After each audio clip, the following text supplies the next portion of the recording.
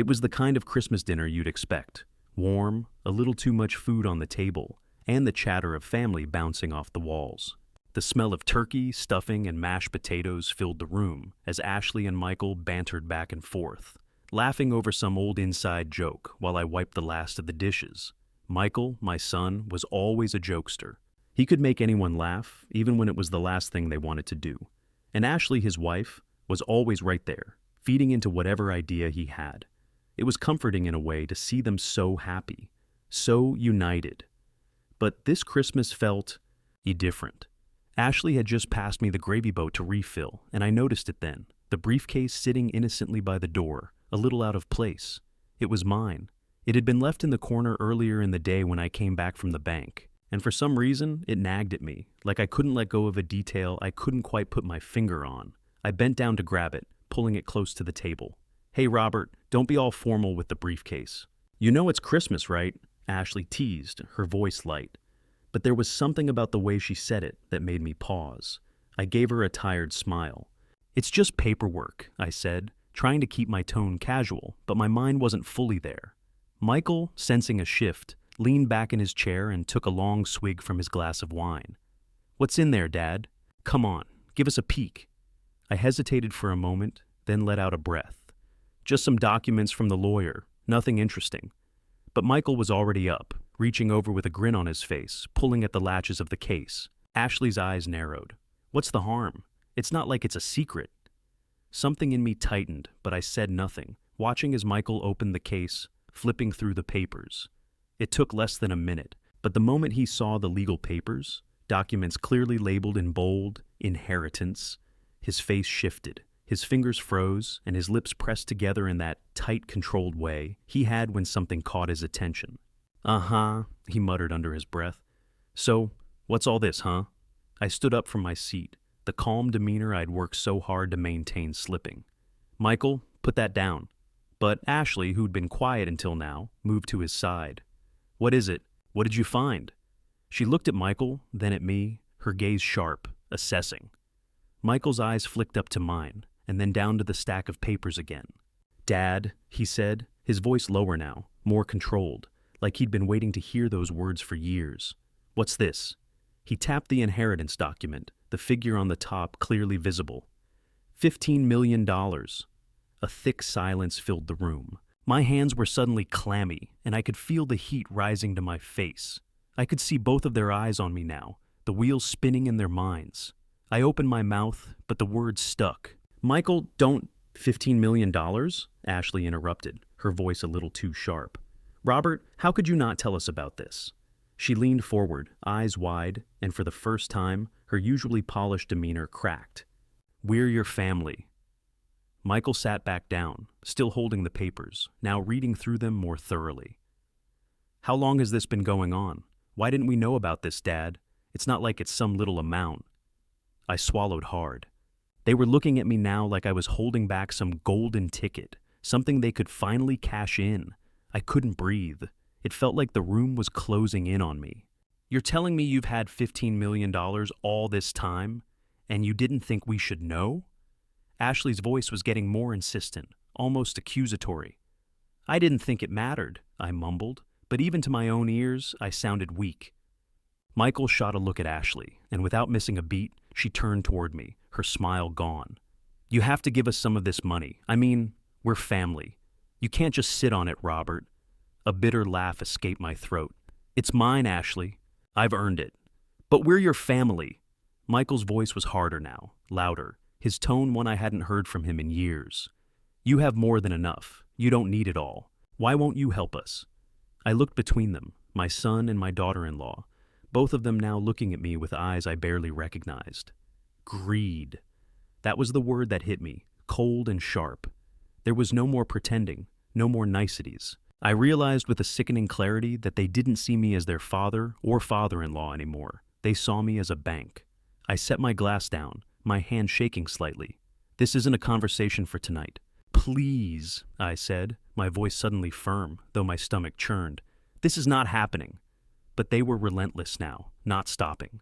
Ashley leaned in, her expression growing more desperate by the second. "You can't just sit on it, Robert. You have everything you need already. We've worked so hard, Michael and I. We deserve it." Michael added, almost as if on cue, "You're not getting any younger, Dad. Think about us. Think about your grandchildren. You want to leave us nothing?" The words hit me like a slap, their entitlement smothering me. I could feel the control slipping away, the calm I'd always managed to maintain slipping into something darker, something I wasn't sure how to stop. "I've given enough," I whispered. Ashley's face hardened. "That's where you're wrong, Robert." The conversation was over, but the damage had already been done. Something in me snapped. I knew that this moment, this revelation, was just the beginning. Something had shifted, and I wasn't sure I could ever look at them the same way again. But there was something else, something deeper, a truth I was too afraid to admit. I had let them treat me this way for years. I had let them use me, and now they were finally showing me their true colors, and I wasn't sure if I could go back from it. Not anymore. I lay in bed, the sound of the wind howling outside the window, mixing with the steady ticking of the grandfather clock in the hallway. The house was quiet, except for the soft murmur of voices drifting up from the guest room downstairs. I closed my eyes, trying to shake the unease from dinner.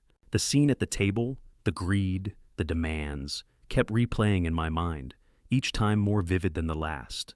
Ashley's sharp voice, Michael's insistent eyes, their words wrapped in entitlement, gnawed at me. I wasn't tired, but I forced my mind to relax, hoping the cool sheets would quiet the storm in my chest. It was then, in the stillness, that I heard it, the low murmur of voices from the guest room. At first, I thought it was just the house settling, the kind of creaks and groans that made you second-guess your own sanity. But then, through the thin floorboards, I caught a word, a name, my name. "Robert," I heard Michael's voice say. "We need to make him see reason. He's not getting any younger." I froze, my pulse quickening. The words lingered in the air like smoke. I strained to hear more. Ashley's voice, soft and sly, followed. "He'll come around. We just have to make him think it's for the family's sake. The money's there. We just need to take it. If we have to use the legal route, we will." I felt a cold rush wash over me, like I'd been thrown into ice water. I couldn't believe what I was hearing. It was so quiet, so casual, as if this kind of talk had become second nature to them, manipulating me, using me, my own son and daughter-in-law, plotting behind my back. "Yeah," Michael's voice was sharp now, full of determination. "I mean, what's he gonna do? He's too soft. We've been his whole world, you know. He'll do whatever we ask." I gritted my teeth, my chest tightening as the realization sunk in. They weren't just asking for money, they were planning to take it. They had a strategy, a way to make me think it was my idea. Or worse, force my hand. Ashley chuckled, the sound so familiar, yet somehow colder than it had ever been. "We'll tell him it's for the kids. You know, the future. He'll want to do it. He always does." A bitter laugh slipped from my lips before I could stop it. They thought they could just walk all over me, that they could demand what was rightfully mine. All these years, I'd been generous, giving them everything they asked for. But this was betrayal. I couldn't stay still anymore. The anger bubbled up in me, making my hands tremble at my sides. I was no longer the soft, generous father who had given them everything. I was Robert, a man who had been pushed too far. "I'm not selfish," I muttered to the empty room, though I knew no one could hear me. "I'm not." But hearing them, their casual cruelty, the cold calculation in their voices, made my blood run cold. For years, I'd allowed myself to believe they cared about me, that they wanted to see me happy. But now, I saw them for what they were. Opportunists, using me for everything I had. I turned onto my back and stared at the ceiling, trying to calm my breath. The night felt thicker now, more suffocating. I was no longer lying in bed, trying to sleep. I was lying there, preparing for the reckoning. They'd crossed a line, and I wouldn't let them get away with it. I needed to think. I needed to act. But more than anything, I needed to get my life back. The trust, the respect. I had to take it all back. No more being the fool. No more being the ATM. I heard the faint creak of the floorboards beneath me, and I knew Michael and Ashley were still talking, still plotting. But I wasn't going to just lie there. Not anymore. I was done. The clock ticked on. The sun was just beginning to creep through the kitchen window as I stood at the stove, stirring a pot of coffee.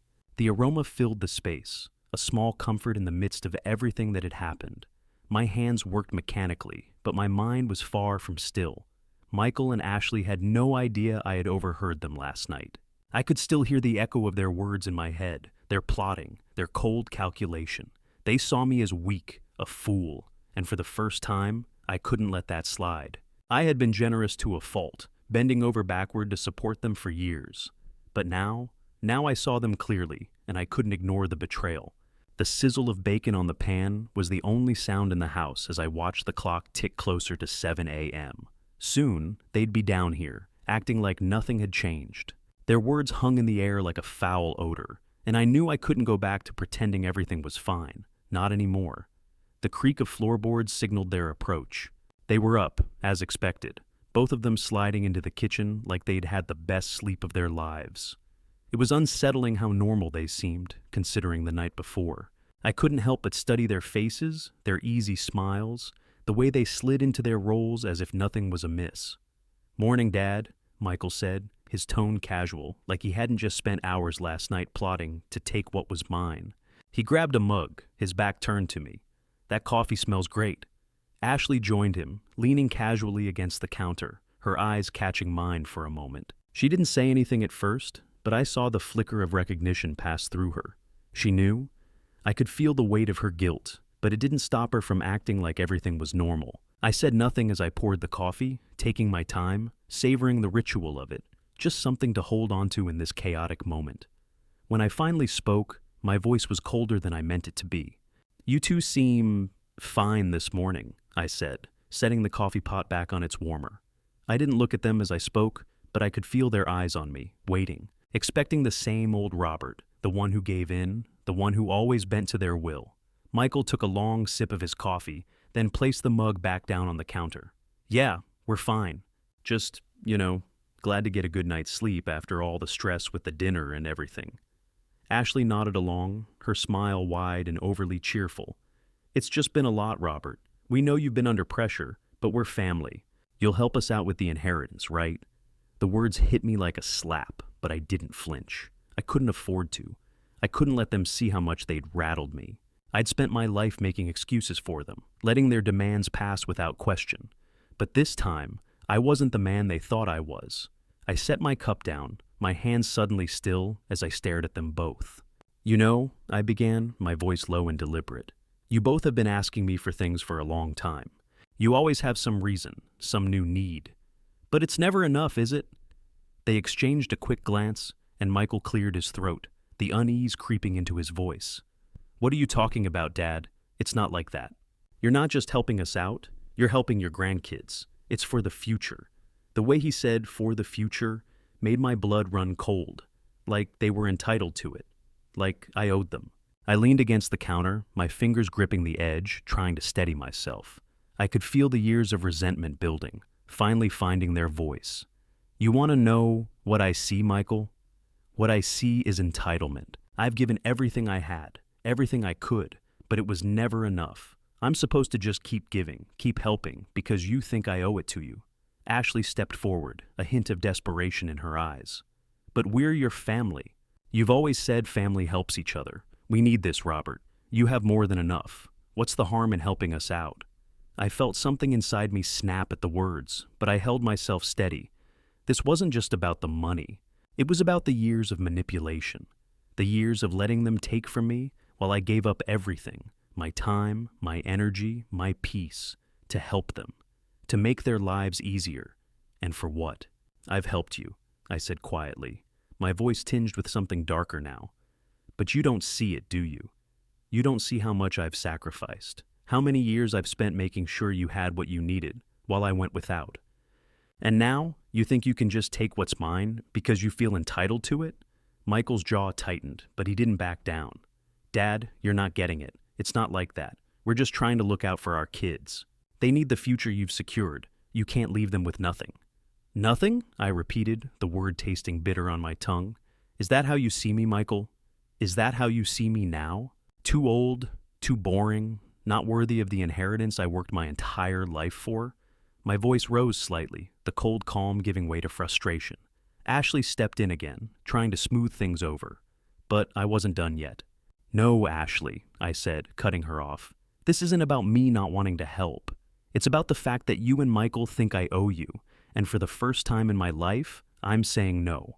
The room went still. Michael and Ashley looked at each other, confusion and frustration flashing across their faces. They weren't used to this. They weren't used to me standing my ground. I turned away from them, finally able to breathe. The weight of my decision hit me in waves, but it felt good. It felt right. I've been enabling this for far too long, I said, my voice low. But not anymore. No more giving in. No more supporting your expectations. You'll have to figure it out on your own from here. I left the kitchen without another word, the silence hanging heavy between us. The quiet after the storm. The calm before the reckoning. The morning light barely seeped through the curtains, casting a soft glow on the kitchen counter as I sat down with my coffee. The tension from the night before still hung in the air. I hadn't slept much, my thoughts a tangled mess. The conversation with Michael and Ashley had shaken me more than I cared to admit, but hearing their plans to manipulate me had set something off inside me, a resolve I hadn't felt in years. I was done. As I stared into my coffee cup, the phone rang. I glanced at the caller ID. It was Sarah, my lawyer. "Robert," she said, her voice steady, but there was an edge of concern there. "You need to sit down." I felt the hairs on the back of my neck rise, an instinct I hadn't trusted in years. "What's going on?" "There's been a petition filed with the court," Sarah continued, her tone professional but thick with the kind of gravity I hated. "Your son, Michael, and Ashley, they've filed to have you declared mentally incompetent." I froze, the cup of coffee half lifting to my lips. "What?" The word came out a strangled whisper. "They're trying to gain control of your inheritance," Sarah said, her voice sharp with disbelief, though I knew she had seen this kind of thing before. "It's not uncommon, but it's damn audacious. They want to strip you of your decision-making ability. You've been served, Robert. A formal request has already been filed with the court." I could feel my heart pounding in my chest, the blood rushing in my ears. This was what they had been planning all along. I thought back to the night before, to their cold, calculated conversation, to their belief that they could force me into giving them what they wanted. "Are they serious?" I asked, struggling to keep my voice even. Sarah's voice softened, but it only made the situation feel worse. "They're taking this very seriously, and the fact that you overheard them doesn't change their strategy. They're expecting you to back down, but you can't. This isn't just a money grab anymore, Robert. It's about control." I exhaled, rubbing my forehead as the full weight of what they were doing pressed down on me. This wasn't just about the inheritance anymore. This was about everything, every favor I'd done, every sacrifice I'd made, now twisted into an attempt to rob me of what was rightfully mine. "I'm not backing down," I said, my voice gaining strength. The words sounded stronger than I felt. "I'll fight them. I won't let them get away with this." "I knew you'd say that," Sarah replied, a small note of pride slipping into her voice. "I'll need to meet with you soon. We'll gather evidence. I'll help you get the legal support you need, but you need to act quickly, Robert. The longer this drags on, the harder it'll be to prove they're trying to take advantage." I hung up the phone, the echo of Sarah's words ringing in my head. I had to act fast. I had to make them pay for their audacity. I stood up from the table and moved toward my desk, the wooden surface scarred from years of use. There it was. The document. The same one that Michael and Ashley had fought over. The one that they thought they could just take. I pulled open a drawer, pulling out every piece of paper I had, every financial statement, every record of the money I had spent on them over the years. I started stacking them in piles, proof of their manipulation, their dependence on me, their greed. There were receipts from when I paid off their credit cards, statements for vacations I'd funded, invoices for every emergency they'd called me about, every favor they'd demanded. I'd kept track of it all, never thinking it would come to this. But now, it felt necessary. I was done being used. I picked up the phone again and called Sarah. "I'm ready," I said, my voice tight with determination. "Let's get this started." "Good," she said. "We'll hit them hard. You've done everything for them, Robert. It's time to turn the tables." I could feel the gears in my mind clicking into place. The plan started forming, clear and sharp. I'd gather the evidence, fight back with everything I had, and make sure they understood the consequences of underestimating me. I wasn't going to let them take what was mine. Not this time. Not ever again. I hung up the phone and sat back in my chair. The house felt quieter now, like everything had shifted. My son, my daughter-in-law, they had no idea what was coming. But I did. And I was going to make sure they paid for what they tried to do. I wasn't going to be their fool anymore, and I wasn't going to let them ruin me. Not now, not ever. The phone buzzed on the kitchen counter, the screen lighting up with a notification. I glanced at it absent-mindedly, thinking it might be a message from Sarah, my lawyer, or some work-related email. But no, it was a post from Ashley. I couldn't ignore it. The caption read, "Feeling heartbroken tonight? I thought family was supposed to help each other, but when you need them most, they turn their back on you. I've tried everything I can to make this work, but I guess some people just can't be bothered to care. Some people are just too selfish." Disappointed family, first hurt. A sharp pain pricked at my chest as I read through it again, trying to make sense of what she was saying. I wasn't mentioned by name, but the implication was clear. It was about me. It was a direct attack on my character. I put my coffee mug down on the counter with a snap, my fingers trembling slightly. I should have expected it, I suppose. After everything that had happened, after the way they'd tried to manipulate me, I should have known they'd go to the public next. But seeing it in writing, seeing it broadcasted to the world, made it feel different, personal. The comments flooded in almost immediately. "So sorry, Ashley, you don't deserve this. Stay strong." Some people are just so ungrateful. "I can't believe he would do this to you. You've always been there for him. I hope he sees the error of his ways. You're such a strong woman, Ashley. You and Michael deserve so much better than that." Each word felt like a slap to the face. They were painting me as the villain in my own family, twisting the narrative to suit their greed. And the worst part? It was working. People I'd known for years, neighbors, old friends, everyone was rallying behind her. I felt a knot tighten in my stomach, the emotional toll of it all sinking in. But there was something else stirring in me, something deeper, something I hadn't felt in a long time. It wasn't just hurt, it was anger, and a cold, calculating resolve began to take shape. I knew how this game was played. I knew that the court of public opinion would never be won through reason alone. And I knew, without a doubt, that they were using social media to manipulate the story. It wasn't about the truth, it was about perception.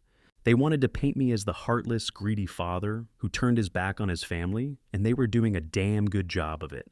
I picked up my phone and called Sarah, the one person I knew would help me navigate this mess. "Sarah," I said, trying to keep my voice steady, but the frustration was evident. "It's happening. Ashley's posting about me on social media, calling me selfish, saying I've abandoned my family. It's spreading fast." "I saw it," Sarah replied, her voice even but sharp. "This was bound to happen. They're playing to the crowd now, trying to make you look bad." "They're manipulating everyone," I said, pacing the kitchen now, the weight of it all hitting me. "They're twisting the story to make me look like the villain, and it's working. People are already starting to believe it." "I know," Sarah said, her tone calming, though I could tell she was just as angry as I was. "But don't let it distract you. They're trying to create a narrative that paints you as the bad guy, but you have the truth on your side. You've been supporting them for years, Robert. You have the receipts." I stopped pacing, the thought of the evidence I'd collected settling in my mind like a weight lifting off my shoulders. "You're right," I muttered. "I've been the one footing the bill all this time. And now they want to twist it and make me look like I'm the one who's abandoned them?" "Exactly," Sarah said. "This is your chance to turn the tables. You've been patient, but you don't have to be anymore. We'll need to gather everything we can. Bank statements, receipts, emails, whatever you have that proves how much you've done for them. The truth will win this battle, Robert, but only if you show the world exactly who they are." I took a deep breath, feeling a surge of determination flood through me. For too long, I had let them control the narrative. I had given them everything, allowed them to use me, and then let them twist the story when things didn't go their way. Not anymore. "Thanks, Sarah," I said, a new sense of purpose solidifying in my chest. "I'm done playing nice. Let's make sure they pay for what they've done." I ended the call and stared at Ashley's post once more. The comments were still rolling in, but this time, I wasn't angry anymore. I wasn't going to let them get away with it. I had a strategy now. The game had changed, and I was ready to take control. I grabbed my phone again, tapping out a quick message to a few of my closest friends. I needed allies, people who knew the truth, who knew how much I'd done for my family and how much I had sacrificed. It was time to set the record straight. As I typed, I realized something else. This wasn't just about the inheritance. It wasn't about the money. It was about respect. It was about not being treated like a fool anymore. The emotional toll was still there, heavy, suffocating. But it wasn't going to stop me. Not anymore. I was going to fight back, and I was going to win. The sun was dimming as I walked into the community center that evening, my stomach a knot of anticipation. I'd been to countless neighborhood meetings over the years, always the quiet observer, nodding along with the crowd. But tonight, I wasn't here to be quiet. Tonight, I was going to make sure the truth was heard, no matter what it cost me. Ashley's message had spread like wildfire, painting me as the villain, the greedy father who turned his back on his own family. The public outcry had already started. Neighbors, friends, even acquaintances I hadn't spoken to in years had been reaching out, sending their condolences, telling me they were so sorry for what had happened. They didn't know the full story. They didn't know what Michael and Ashley had been doing behind closed doors. But tonight, I was going to change that. I had the receipts, the evidence, and I wasn't going to let their lies stand for one more second. As I walked through the door, a few heads turned. Most of the usual crowd was already there, settling into their seats, waiting for the meeting to start. I spotted a few familiar faces, most of them glancing over at me with awkward expressions. No one had expected me to show up. No one thought I would fight back. But I was done with silence. I was done being the one who took all the punches and never said anything. Tonight, I was taking control. The meeting started slowly, with people discussing minor neighborhood issues, speed bumps, the new coffee shop down the street, but the tension in the room was palpable. Everyone knew why we were really here. Ashley stood up, her posture perfect, her smile cold and practiced.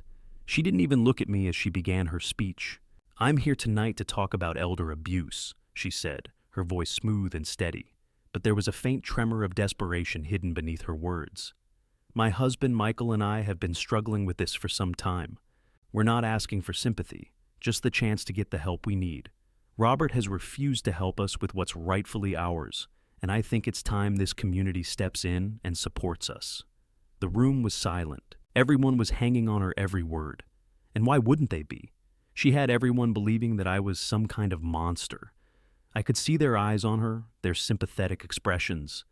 They didn't know the truth, but I was about to make sure they did. I stood up, my voice calm but unwavering as I addressed the room. "I think it's time you all hear my side of the story." A few murmurs ran through the crowd, but I ignored them. My gaze locked onto Ashley, who stood at the front, her smile still plastered on her face. "I've spent years helping Michael and Ashley. I've covered their debts, paid for their vacations, funded their kids' education. I've paid off credit cards, medical bills, and countless other expenses because I believed in family. I believed that when you give with love, with no strings attached." I took a slow breath. I had to say this out loud, had to make them hear it. I was tired of being the quiet one. "But what you don't know," I continued, my voice louder now, "is that every time I did something for them, it was never enough. They always expected more. And when I said no, when I finally stood up for myself, this is what happens. They paint me as the villain, as the selfish one. But I'm not. I'm not the one who's been taking." I could see the shift in the room. A few people were shifting uncomfortably in their seats, glancing between me and Ashley, unsure of who to believe. I had their attention now. I pulled out a thick stack of papers from my briefcase, slamming it onto the table in front of me. The room went still. "These are just some of the receipts," I said, my voice low but firm. "These are just a small portion of the money I've given them over the years. Every single penny is accounted for." I flipped open the first page and started reading off the numbers. $10,000 for a vacation in Hawaii, $15,000 for their car repairs, $12,000 for their kids' school fees. "It's all right here." I saw the whispers start to spread as the crowd took in the magnitude of it all. Michael shifted uncomfortably in his seat, but Ashley, true to form, didn't flinch. She didn't look at the papers, didn't even acknowledge them, but the room had begun to turn. I could see the eyes of the community members starting to narrow, their loyalty to her slipping as they processed the information. They were starting to realize the truth. I wasn't the one who had been taking. I was the one who had been giving. "And this," I said, holding up a series of Ashley's social media posts, the ones where she'd painted me as a heartless man. "This is what they do when they don't get what they want. They turn to the public.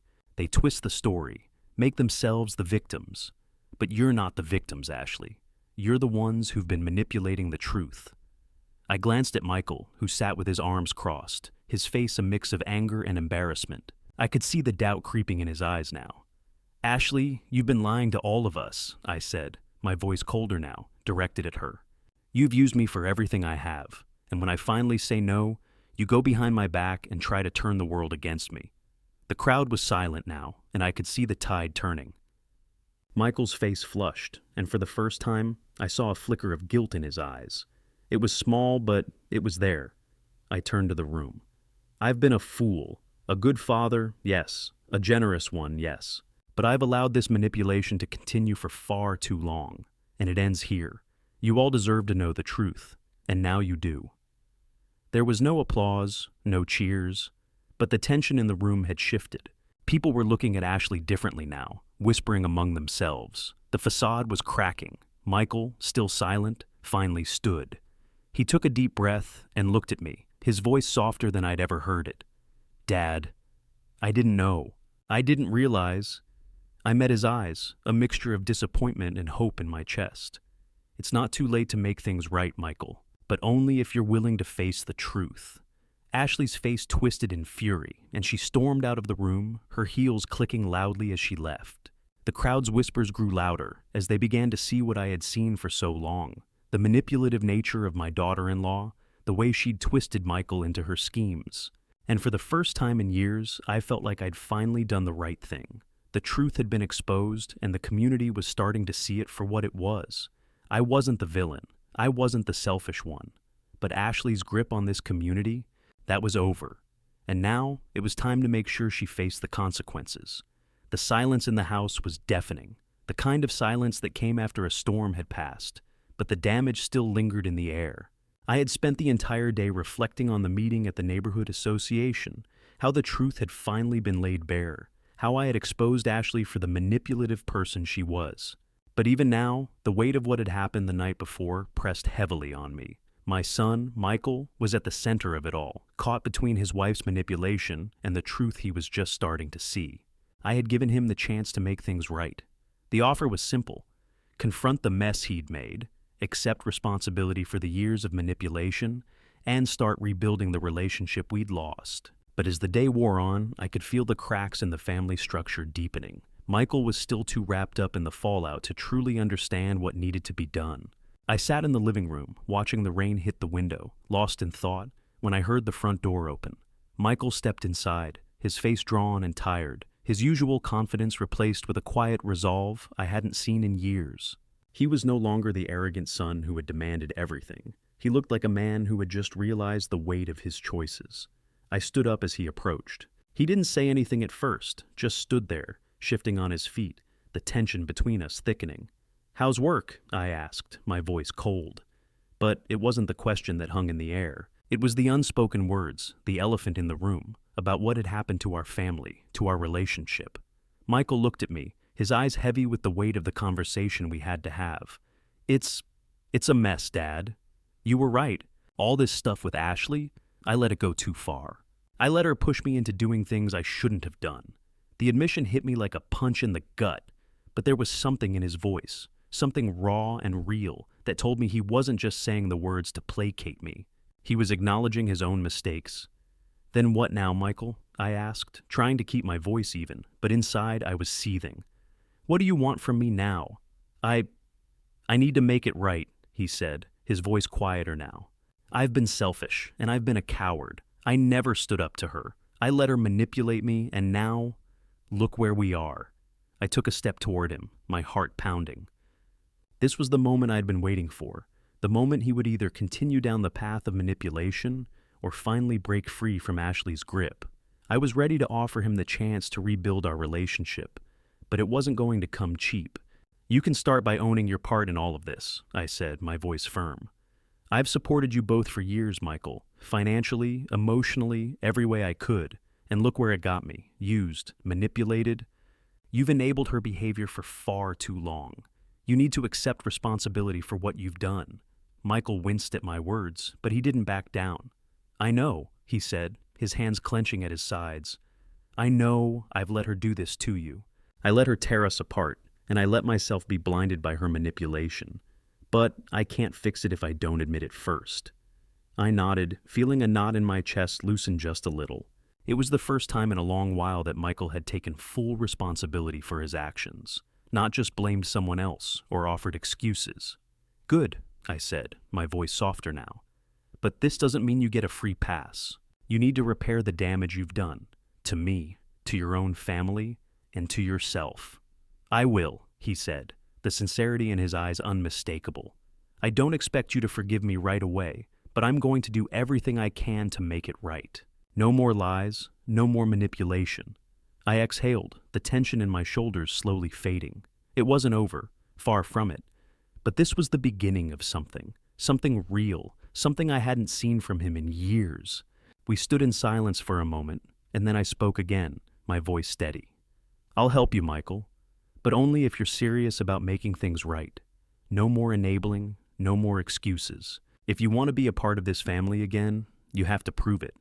His face softened, and for the first time in a long while, I saw the son I had hoped to see again. I'm ready, Dad. I'll do whatever it takes. I could feel the weight of his words settle between us, the promise of something better, something worth fighting for. But there was still one thing left to face. I turned to the door, my thoughts racing. Ashley, though, she's not going to change, is she? Michael hesitated, looking down at his feet. No, she's not. I know that now. And I can't keep letting her drag me down with her. I have to make a choice, Dad. I turned back to face him, my heart heavy with the reality of what that choice meant. It's not going to be easy, Michael, but if you're choosing this family, you're going to have to walk away from her. For good. Michael's face hardened, but I saw the conflict there. He was still torn. He loved Ashley, but he knew it was time to make a decision. He took a deep breath. I'm ready, Dad. I'm ready to make the hard choice. It's not going to be easy, but I know what I have to do. And with that, I knew things were about to change. But just as Michael stepped forward, ready to face the consequences of his actions, the sound of the door opening interrupted us. Ashley stormed in, her face red with fury, her heels clicking sharply on the floor. What's this? Michael, you're really going to stand with him after everything I've done for you? Her voice was venomous, cutting through the air like a knife. Michael turned to face her, his expression resolute. Yes, Ashley. I'm standing with Dad. I've been blind for too long. I'm done. Ashley's face twisted in rage. You're making a huge mistake, Michael. You're choosing him over me, after everything I've done for you? She stepped closer to him, her hands shaking. If you leave me, I swear, you'll regret it. Michael stood his ground, the shift in his demeanor unmistakable. I'm not the same person I was before. I'm not going to be manipulated anymore. I'm done. The fury in Ashley's eyes was palpable as she stormed out of the house, slamming the door behind her with a force that rattled the walls. The tension that had been hanging between us finally dissipated. Michael, his face weary but determined, turned back to me. It's over, Dad. I'm choosing you. I'm choosing this family. And for the first time in years, I believed him. The road ahead wouldn't be easy, but we'd finally started walking it, together. The weight of the past few months had been unbearable. Michael and Ashley's relentless greed, their manipulation, and their betrayal had pushed me to a breaking point I never thought I'd reach. But now, as I sat at my desk, the documents in front of me, a pile of bank statements, contracts, receipts, everything I had been working towards finally felt within reach. I had let them use me for far too long, but no more. Today, I would set things right. I stared at the numbers on the page, the loans I'd given them over the years, the money that had flowed out of my bank account like water. All without a second thought. I'd paid for their lives, their mistakes, and their demands. But now it was time for them to pay. The knock on the door broke me from my thoughts. It was Michael. I hadn't seen him in a few days. He'd been laying low since the community meeting, his reputation in shambles. I could tell that something had shifted in him, but whether it was genuine or just another ploy remained to be seen. Dad? His voice was softer than usual as he stepped into the room, his eyes avoiding mine. I didn't say anything at first. I just motioned for him to sit. There was a heaviness between us, and I knew we both needed to confront what had been left unspoken. He sat down across from me, the silence growing thick and uncomfortable. He looked different. The arrogant edge that used to define him was gone. It had been replaced by something real. Guilt, perhaps. Regret. Finally, he spoke. I know what you've been doing. I've seen the numbers. I saw the debt. I saw what you've been carrying. I didn't look away from him. Then you know why we're here. You and Ashley owe me. Over $400,000. It's time to settle up. Michael flinched, his eyes wide with the realization that I was serious, that I meant what I said. I didn't think you'd do this, Dad. After everything, I thought you'd just let it go. Let us get back on our feet. Let you get back on your feet? I echoed. My voice was quiet but firm. You've had enough chances, Michael. For years, I've covered for you. I've paid off your debts, bailed you out, fixed your mistakes. And what did I get in return? Manipulation. Lies. You both thought I would just keep giving. But I can't keep doing this anymore. Michael's face softened, a mixture of shame and understanding in his eyes. I know, he said quietly. I know I've been a fool, and so has Ashley. But I'm sorry. I want to make things right. I do. I sat back in my chair, the weight of the decision sinking in. I had already made up my mind, but hearing those words from him, real, raw, made me question if there was still a chance to repair this. To repair us. You're right, I said, my voice steady. I've been the fool too, for letting you take advantage of me, for not standing up sooner, but I'm done being that person. You can't keep using me, Michael. You can't keep thinking I'll bail you out when things go south. He nodded slowly. I get it, I do. And I'm not asking for a handout, not anymore. I'm asking to make things right. I took a deep breath and pushed the papers toward him. This is the amount you owe me, Michael, the total amount. And you're going to pay it back, not in a lump sum, but over time. You'll work for it, and you'll earn it. He reached for the papers, scanning the figures.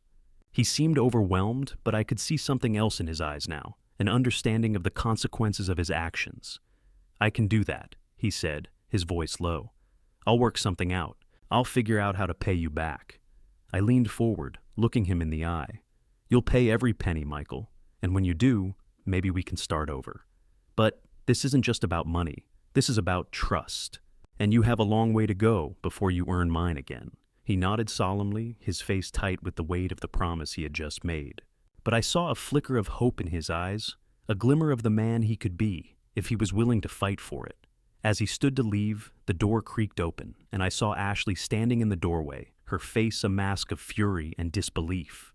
You think you've won? She spat, her voice sharp as a knife. You think you can just make him pay? You think this is over? I didn't flinch, didn't let her words get under my skin. It's over, Ashley. You've pushed me too far. Michael's going to make things right, but you... I paused, my voice growing colder. You've made your choice, and now you'll face the consequences. She took a step toward me, but Michael stepped in front of her, his voice trembling but firm. No, Ashley, not this time. Her eyes flashed with rage, but there was nothing she could do. Michael had made his choice, and I wasn't going to let her manipulate him, or me, any longer. Don't walk away from me, Michael, she said, her voice dripping with venom, but he didn't turn around. I'm done, Ashley, he said quietly.